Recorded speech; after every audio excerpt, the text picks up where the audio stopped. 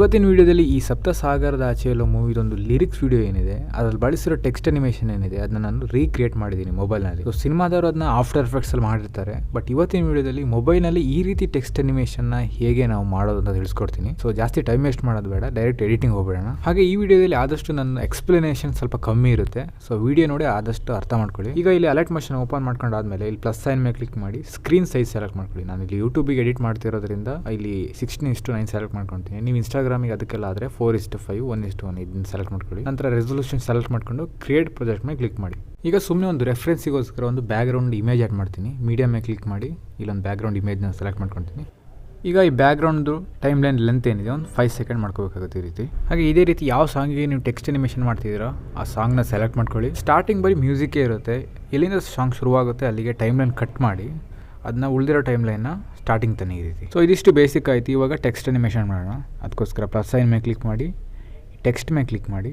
So ಇಲ್ಲಿ ನಿಮ್ಮ ಸಾಂಗಿನ ಫಸ್ಟಲ್ಲಿ ಏನೇನು ಬರುತ್ತೆ ಅದನ್ನ ಟೈಪ್ ಮಾಡಿ ಇಲ್ಲಿ. ನಂತರ ಮೇಲ್ಗಡೆ ಇಲ್ಲಿ ಟೆಕ್ಸ್ಟ್ ಅಲೈನ್ಮೆಂಟ್ ಆಪ್ಷನ್ ಅಂತಾರೆ, ಅದ್ರ ಮೇಲೆ ಕ್ಲಿಕ್ ಮಾಡಿದಾಗ ಈ ರೀತಿ ಸೆಂಟ್ರ್ ಬರುತ್ತೆ. ನಂತರ ಫಾಂಟು ಸಿಗ್ನೇಚರ್ ಅಂತ ಒಂದು ಫಾಂಟ್ ಇದೆ, ನಾನು ಡಿಸ್ಕ್ರಿಪ್ಷನ್ ಲಿಂಕ್ ಕೊಟ್ಟಿರ್ತೀನಿ ಬೇಕಾದರೆ. ನಂತರ ಇದ್ರ ಕಲರು ವೈಟ್ ಕಲರ್ ಸೆಲೆಕ್ಟ್ ಮಾಡ್ಕೊಳ್ಳಿ, ರೈಟ್ ಮೇಲೆ ಕ್ಲಿಕ್ ಮಾಡಿ.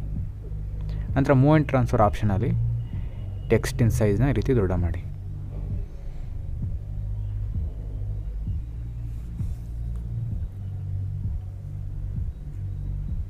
ಈಗ ಈ ಟೆಕ್ಸ್ಟ್ಗೆ ಎಫೆಕ್ಟ್ಗಳನ್ನ ಆ್ಯಡ್ ಮಾಡೋಣ. ಆ ಟೆಕ್ಸ್ಟ್ ಟೈಮ್ ಲೈನ್ ಮೇಲೆ ಕ್ಲಿಕ್ ಮಾಡಿ ಎಫೆಕ್ಟ್ ಮೇಲೆ ಕ್ಲಿಕ್ ಮಾಡಿ ಆ್ಯಡ್ ಎಫೆಕ್ಟಲ್ಲಿ ಇಲ್ಲಿ ಡ್ರಾಯಿಂಗ್ ಆ್ಯಂಡ್ ಎಡ್ಜ್ ಅಂತ ಆಪ್ಷನ್ ಏನಿದೆ ಅದ್ರ ಮೇಲೆ ಕ್ಲಿಕ್ ಮಾಡಿ ಇಲ್ಲಿ ಡ್ರಾಯಿಂಗ್ ಪ್ರೊಸೆಸ್ ಅಂತ ಎಫೆಕ್ಟ್ ಏನಿದೆ ಅದ್ರ ಮೇಲೆ ಕ್ಲಿಕ್ ಮಾಡಿ ಸ್ಟ್ಯಾಂಡರ್ಡ್ ಸೆಟ್ಟಿಂಗ್ನಲ್ಲಿ ಆ್ಯಡ್ ಮಾಡಿ.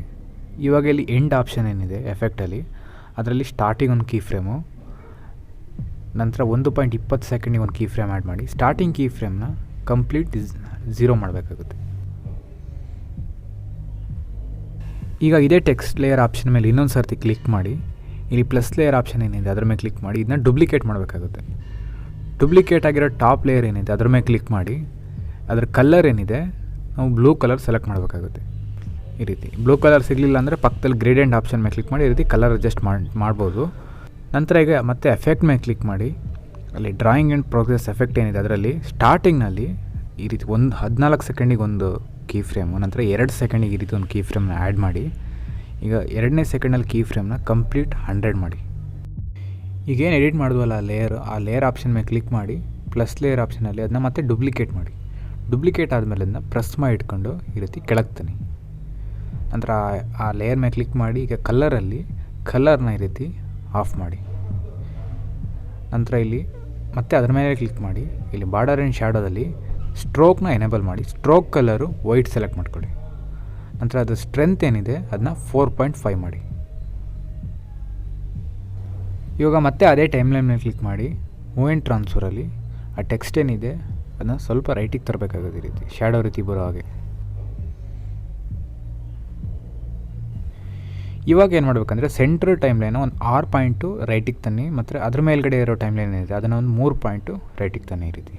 ಈಗ ಆಲ್ಮೋಸ್ಟ್ ನಮ್ಮ ಟೆಕ್ಸ್ಟ್ ಅನಿಮೇಷನ್ ಕಂಪ್ಲೀಟ್ ಆಯಿತು. ಸೊ ಇವಾಗ ಅದ್ರ ಹಿಂಗೆ ಸುತ್ತಾಡೋಂಥ ಎಲಿಮೆಂಟ್ಸ್ಗಳೇನಿದ್ದಾವೆ ಅದನ್ನು ಹೇಗೆ ಕ್ರಿಯೇಟ್ ಮಾಡೋದು ತಿಳಿಸ್ಕೊಡಿ. ಅದಕ್ಕೋಸ್ಕರ ಥರ್ಡ್ ಟೆಕ್ಸ್ಟ್ ಟೈಮ್ ಲೈನ್ ಏನಿದೆ ಅದ್ರ ಮೇಲೆ ಕ್ಲಿಕ್ ಮಾಡಿ ಇಲ್ಲಿ ಪ್ಲಸ್ ಲೇಯರ್ ಆಪ್ಷನಲ್ಲಿ ಡುಪ್ಲಿಕೇಟ್ ಮಾಡ್ಕೊಳ್ಳಿ. ಡುಪ್ಲಿಕೇಟ್ ಆಗಿರೋ ಲೇಯರ್ ಮೇಲೆ ಕ್ಲಿಕ್ ಮಾಡಿ ಈ ಎಫೆಕ್ಟ್ ಮೇಲೆ ಕ್ಲಿಕ್ ಮಾಡಿ ಎಫೆಕ್ಟ್ನ ಹೈಡ್ ಮಾಡ್ಕೊಳ್ಳಿ ಈ ರೀತಿ. ಈಗ ಟೆಕ್ಸ್ಟನ್ನು ಮೂವ್ ಆ್ಯಂಡ್ ಟ್ರಾನ್ಸ್ಫರ್ ಯೂಸ್ ಮಾಡಿಕೊಂಡು ಈ ರೀತಿ ಸೈಜ್ ದೊಡ್ಡ ಮಾಡಿ ಸ್ಕ್ರೀನಿಗೆ ಇಲ್ಲಿ ನಾನು ಹೇಗೆ ಅಡ್ಜಸ್ಟ್ ಮಾಡ್ತಿದ್ದೀನಿ ಆ ರೀತಿ ಅಡ್ಜಸ್ಟ್ ಮಾಡಿ.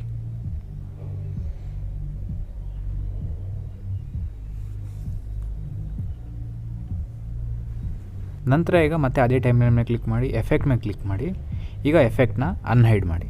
ಈಗ ಎಫೆಕ್ಟ್ ಮೇಲೆ ಮತ್ತೆ ಇನ್ನೊಂದು ಸರ್ತಿ ಕ್ಲಿಕ್ ಮಾಡಿ ಈಗ ಇಲ್ಲಿ ಸ್ಟಾರ್ಟಿಂಗ್ ಕೀ ಫ್ರೇಮ್ ಏನಿದೆ 20 ಮಾಡ್ಕೋಬೇಕಾಗುತ್ತೆ. ಈಗ 0 ಇದೆ ಅದನ್ನ ಈಗ 20 ಮಾಡಬೇಕಾಗುತ್ತೆ. ಅದೇ ರೀತಿ ಇಲ್ಲಿ ಕೆಳಗಡೆ ಎಂಡ್ ಏನಿದೆ ಅದರಲ್ಲೂ ಅಷ್ಟೇ ಸೆಕೆಂಡ್ನೇ ಕೀ ಫ್ರೇಮ್ ಏನಿದೆ ಅದು 100 ಇದೆ ಅದನ್ನ 81 ಮಾಡಬೇಕಾಗುತ್ತೆ. ಅದೇ ರೀತಿ ನೀವು ಪಕ್ಕದ ಗ್ರಾಫ್ ಆಪ್ಷನ್ ಏನಿದೆ ಅದ್ರ ಮೇಲೆ ಕ್ಲಿಕ್ ಮಾಡಿ ನೀವು ಎಲಿಮೆಂಟ್ಸ್ಗಳದ್ದು ಸೈಜ್ ಏನಿದೆ ಅಡ್ಜಸ್ಟ್ಮೆಂಟ್ ಮಾಡ್ಬೋದು. ಉದಾಹರಣೆ ಉದ್ದ ಮಾಡ್ಬೋದು ಅಥವಾ ಸಣ್ಣ ಮಾಡ್ಬೋದು ಈ ರೀತಿ. ಹಾಗೆ ನಿಮಗೆ ಈ ಗ್ರಾಫ್ ಬಗ್ಗೆ ಅಷ್ಟು ಐಡಿಯಾ ಇಲ್ಲ ಅಂದರೆ ಇದನ್ನ ಟಚ್ ಮಾಡೋಕ್ಕೆ ಹೋಗ್ಬೇಡಿ, ಯಾಕಂದರೆ ಸಣ್ಣ ಪುಟ್ಟ ಅಡ್ಜಸ್ಟ್ಮೆಂಟ್ ಕೂಡ ಎಡಿಟಿಂಗ್ನ ಹಾಳು ಮಾಡಿಬಿಡುತ್ತೆ.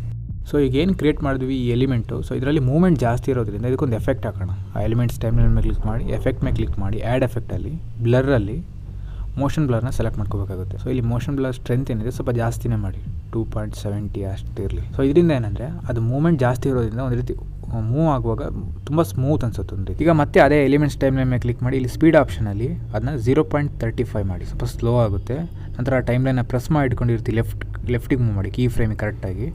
ಈಗ ಲೆಫ್ಟ್ ಸೈಡ್ ಏನು ಎಕ್ಸ್ಟ್ರಾ ಬಂದಿದೆ ಆ ಪಾರ್ಟ್ನ ಕಟ್ ಮಾಡಬೇಕಾಗುತ್ತೆ. ಈ ರೀತಿ ಟೈಮ್ಲೈನ್ ಮೇಲೆ ಕ್ಲಿಕ್ ಮಾಡಿ ಟ್ರಿಮ್ ಟು ಲೆಫ್ಟ್ ಮೇಲೆ ಕ್ಲಿಕ್. ಸೊ ಈಗ ಏನು ಎಡಿಟ್ ಮಾಡಿದ್ವಿ ಎಲಿಮೆಂಟ್ ಟೈಮ್ಲೈನ್ನ, ಸೊ ಇದ್ರ ಮೇಲೆ ಕ್ಲಿಕ್ ಮಾಡಿ ಇದನ್ನ ಡೂಪ್ಲಿಕೇಟ್ ಮಾಡ್ತಾ ಹೋಗೋದು. ಇನ್ನು ಡೂಪ್ಲಿಕೇಟ್ ಮಾಡೋದು, ಅದ್ರ ಮೇಲೆ ಇನ್ನೊಂದ್ಸತಿ ಕ್ಲಿಕ್ ಮಾಡಿ ಡೂಪ್ಲಿಕೇಟ್ ಆಗಿರೋ ಲೇಯರ್ ಮೇಲೆ ಕ್ಲಿಕ್ ಮಾಡಿ ಎಫೆಕ್ಟಲ್ಲಿ ಅದನ್ನ ಎಫೆಕ್ಟ್ನ ಹೈಡ್ ಮಾಡ್ಕೊಳ್ಳಿ. ಡ್ರಾಯಿಂಗ್ ಪ್ರೋಗ್ರೆಸ್ನ ಮೂವ್ಮೆಂಟ್ ಟ್ರಾನ್ಸ್ಫರಲ್ಲಿ ಅದನ್ನ ಪೊಸಿಷನ್ ಚೇಂಜ್ ಮಾಡೋದು. ಈ ರೀತಿ ಒಂದೇ ಕಡೆ ಎಲಿಮೆಂಟ್ಸ್ ಇರಬಾರ್ದು, ಬೇರೆ ಬೇರೆ ಕಡೆ ನಾವು ಅಡ್ಜಸ್ಟ್ಮೆಂಟ್ ಮಾಡಿದಾಗ ತುಂಬ ಎಲಿಮೆಂಟ್ಸ್ ಇರೋ ರೀತಿ ಬರುತ್ತೆ ಎಫೆಕ್ಟ್ ಅದು. ಈಗ ಇದ್ರ ಕಲರ್ ಕೂಡ ಚೇಂಜ್ ಮಾಡಬೇಕಾಗುತ್ತೆ. ಏನು ಡೂಪ್ಲಿಕೇಟ್ ಆಯಿತು ಆ ಟೈಮ್ಲೈನ್ ಮೇಲೆ ಕ್ಲಿಕ್ ಮಾಡಿ ಬಾರ್ಡರ್ ಆ್ಯಂಡ್ ಶ್ಯಾಡೋದಲ್ಲಿ ಸ್ಟ್ರೋಕ್ ಕಲರ್ ಏನಿದೆ ಈಗ ಬ್ಲೂ ಸೆಲೆಕ್ಟ್ ಮಾಡ್ಕೋಬೇಕಾಗುತ್ತೆ. ಮತ್ತೆ ಪುನಃ ಇದೇ ಟೈಮ್ಲೈನ್ನ ಮತ್ತೆ ಡೂಪ್ಲಿಕೇಟ್ ಮಾಡಬೇಕಾಗುತ್ತೆ. ಈಗ ಡೂಪ್ಲಿಕೇಟ್ ಆಗಿರೋ ಟೈಮ್ಲೈನ್ನ ಮೂವ್ಮೆಂಟ್ ಟ್ರಾನ್ಸ್ಫರಲ್ಲಿ ಅದರ ಪೊಸಿಷನ್ನ ಚೇಂಜ್ ಮಾಡಬೇಕಾಗುತ್ತೆ. ಇಲ್ಲಿ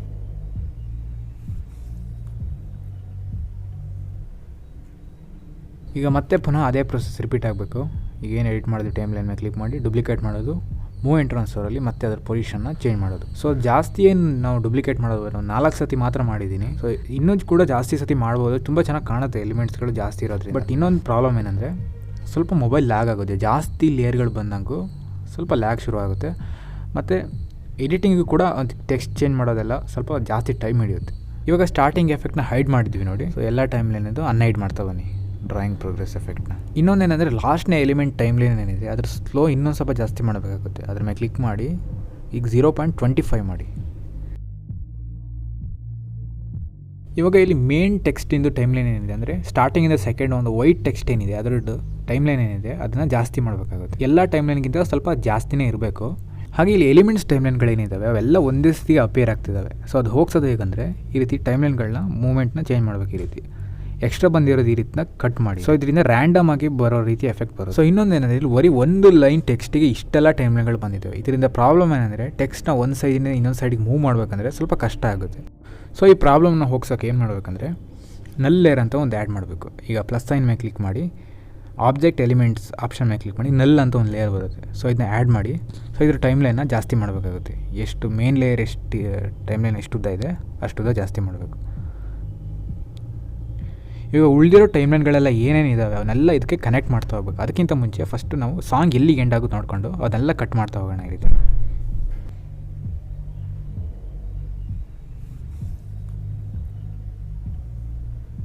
ಹಾಗೆ ಲಾಸ್ಟ್ನ ಎಲಿಮೆಂಟ್ ಟೈಮ್ಲೈನಲ್ಲಿ ಕೀ ಫ್ರೇಮ್ ಇದೆ. ಸೊ ಕೀ ಫ್ರೇಮ್ ಹೊರಗಡೆ ಈ ರೀತಿ ಕಟ್ ಮಾಡಬೇಕು.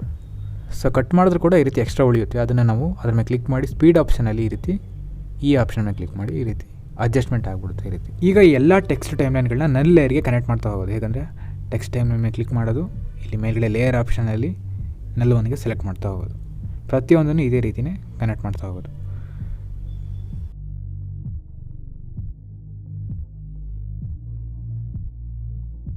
ಸೊ ಈಗೆಲ್ಲ ಟೈಮ್ಲೈನ್ಗಳನ್ನ ಕನೆಕ್ಟ್ ಮಾಡಾದಮೇಲೆ ಸೊ ಈಗ ಕೇವಲ ನಲ್ ಲೇಯರ್ ಯೂಸ್ ಮಾಡ್ಕೊಂಡು ನಾವು ಅದರದ್ದು ಪೊಸಿಷನ್ನು ಸ್ಕೇಲ್ನೆಲ್ಲ ಚೇಂಜ್ ಮಾಡಿಬಿಡ್ಬೋದು.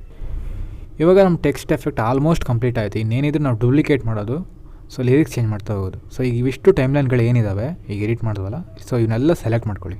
8 ಟೈಮ್ಲೈನ್ಗಳನ್ನ ನಲ್ಲಿ ಸೇರಿಸಿ ಸಾಂಗು ಮತ್ತು ಆ ಫೋಟೋ ಟೈಮ್ಲೈನ್ ಬಿಟ್ಟು ಉಳಿದಿರೋದೆಲ್ಲ ಸೆಲೆಕ್ಟ್ ಮಾಡ್ಕೊಂಡು ಪ್ಲಸ್ ಲೇಯರ್ ಆಪ್ಷನ್ ಮೇಲೆ ಕ್ಲಿಕ್ ಮಾಡಿ ಕಾಪಿ ಮಾಡ್ಕೊಳ್ಳಿ.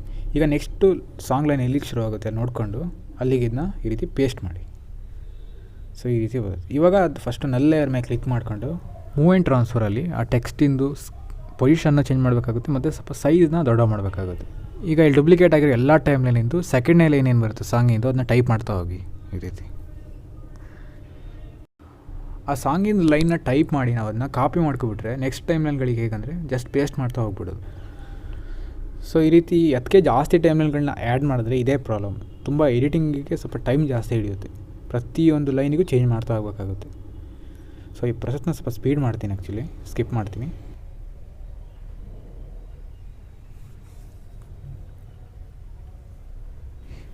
ಈಗ ನಾವು ಪೇಸ್ಟ್ ಮಾಡಾದಮೇಲೆ ಟೈಮ್ಲೈನ್ಗಳನ್ನ ಕೂಡ ಕಟ್ ಮಾಡಬೇಕಾಗುತ್ತೆ ಸೆಕೆಂಡ್ನೇ ಲೈನ್ದು. ಸೊ ಉದಾಹರಣೆ ಈ ಸಾಂಗಲ್ಲಿ ಇಲ್ಲಿಗೆ ನಾವು 2 ಟೈಮ್ಲೈನ್ಗಳು ಕಟ್ ಆಗಬೇಕು, ಆ್ಯಕ್ಚುಲಿ ನಿಲ್ಲಬೇಕು. ಸೊ ಇನ್ನು ಹೇಗೆ ಕಟ್ ಮಾಡೋದಂದರೆ ನಾರ್ಮಲ್ಲು ಕೀ ಫ್ರೇಮ್ ಇಲ್ಲದೆ ಇರೋ ಟೈಮ್ಲೈನ್ಗಳೇನಿರ್ತವೆ ಸೊ ಈ ರೀತಿ ನಾವು ನಾರ್ಮಲಾಗಿ ಕಟ್ ಮಾಡಿಬಿಡ್ಬೋದು. ನಲ್ಲೇ ಇರೋ ಅಷ್ಟೇ, ಅದರಲ್ಲೂ ಕೂಡ ಕೀ ಫ್ರೇಮ್ ಇರೋಲ್ಲ. ಸೊ ನಾರ್ಮಲಾಗಿ ಈ ರೀತಿ ಕಟ್ ಮಾಡ್ಬೋದು. ಬಟ್ ಎಲಿಮೆಂಟ್ಸ್ ಟೈಮ್ಲೈನಲ್ಲಿ ಈ ರೀತಿ ಕೀ ಫ್ರೇಮ್ ಇರುತ್ತೆ. ಅವಾಗ ಏನು ಮಾಡಬೇಕಂದ್ರೆ ಸ್ಪೀಡ್ ಆಪ್ಷನಲ್ಲಿ ಈ ಆಪ್ಷನ್ ಮೇಲೆ ಕ್ಲಿಕ್ ಮಾಡಿ. ಸೊ ಕಮ್ಮಿ ಮಾಡುತ್ತೆ, ಆ ಟೈಮ್ಲೈನ್ದು ಲೆಂತ್ ಏನಿದೆ ಕಮ್ಮಿ ಮಾಡುತ್ತೆ.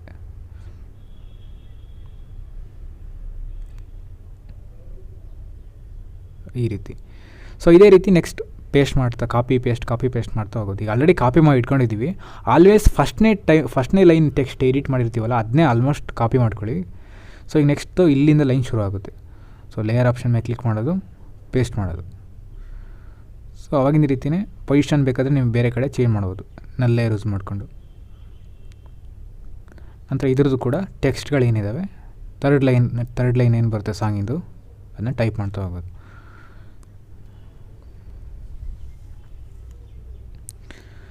ಸೊ ಅದೇ ರೀತಿ ನೆಕ್ಸ್ಟು ಫೋರ್ತ್ ಲೈನ್ ಏನು ಬರುತ್ತೆ ಅದು ನೋಡ್ಕೊಳೋದು, ಎಲ್ಲಿಗೆ ಶುರು ಆಗುತ್ತೆ ಅಂತ. ಸೊ ಇಲ್ಲಿಂದ ಶುರು ಆಗುತ್ತೆ, ಪೇಸ್ಟ್ ಮಾಡೋದು.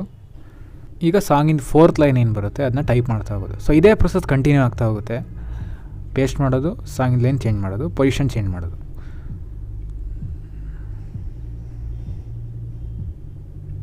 ಸೊ ಈ ವಿಡಿಯೋದಲ್ಲಿ ಎಕ್ಸಾಂಪಲಿಗೆ ನಿಮ್ಗೆ ಇಷ್ಟ ತೋರಿಸಿರ್ತೀನಿ. ಮುಂದೆ ಈ ರೀತಿ ಸಾಂಗಿನ ಪೂರ್ತಿ ನೀವು ಕಂಟಿನ್ಯೂ ಮಾಡ್ತಾ ಹೋಗ್ಬೋದು, ಪೇಸ್ಟ್ ಮಾಡೋದು, ಚೇಂಜ್ ಮಾಡೋದು. ಸೊ ಇದಕ್ಕೆ ಇಮೇಜು ವೀಡಿಯೋ ಎಲ್ಲ ಹಾಕೋದು ತುಂಬ ಈಸಿ. ಜಸ್ಟ್ ಏನಂದರೆ ಆ ಟೈಮ್ಲೈನ್ ಕೆಳಗಡೆ ಇರಬೇಕಷ್ಟೇ. ಈ ಟೆಕ್ಸ್ಟ್ ಟೈಮ್ಲೈನ್ಗಳೇನಿದಾವೆ ಅದ್ರ ಕೆಳಗಡೆ ಇರಬೇಕೆಲ್ಲ ಇಮೇಜ್ ವೀಡಿಯೋಗಳು.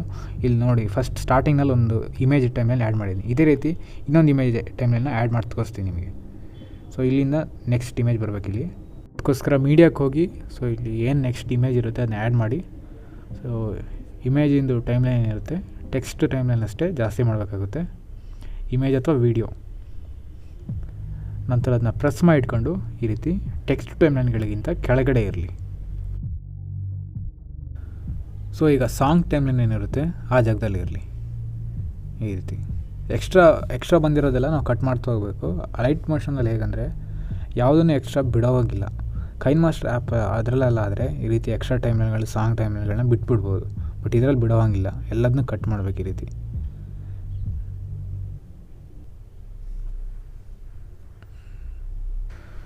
ಸೊ ಈ ವಿಡಿಯೋದಲ್ಲಿ ಇಷ್ಟೇ. ಆಲ್ಮೋಸ್ಟ್ ಯಾರೂ ಈ ವಿಡಿಯೋನ ಕೊನೆ ತನಕ ನೋಡ್ತಿರಲ್ಲ.